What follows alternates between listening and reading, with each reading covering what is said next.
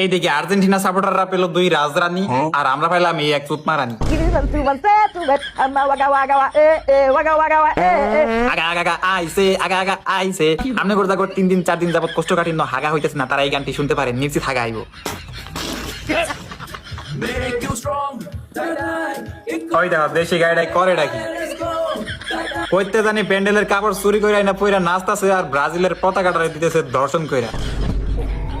হ্যাঁ নাকি আবার শাকিরার খালাতো বোন? তো আমি মনে করি যে শাকিরা আপনি হচ্ছে আমার খালাতো বোন। হ্যাঁ খালাতো বোন। এখন আলাপ বলে ফেলো চেহারার সাথে মিল আছে। চেহারার সাথে মিল আছে কিন্তু না ওরকম কিছু না। হ্যাঁ হালার হালা কলমদি তুই কইলি ডাকি চেহারার সাথে বলেও মিল আছে। কই আসমানের সাত আর কই পাত। অনেকে বলছে কমেন্টে। ও আচ্ছা, আরে কলমদি রে, কমেন্টে যে মানুষ কি বলছে ওটা আমি দেখাইতেছি সবাই রে, তোর বলতে হইব না। কমেন্টে যেটা বলছে ওটা আমি মুখে বলতে পারবো না, তোমরা চোখে দেখে নাও। কমেন্টে অভিমানী মন লিখেছে শাকিরা ক্রস শামাকাম। আচ্ছা এই গরিবের শাকিরার কি কোনো আত্মীয় স্বজন শুভাকাঙ্ক্ষী কেউ নাই? এর নিয়ে কেউ পাবনা মানসিক হসপিটালে ভর্তি করো না কেন? এই যদি এইভাবে গান গাইতে থাকে তাহলে তো মানুষ এর গান শুনতে শুনতে পাতলা পায়খানা করে মরে যাবে।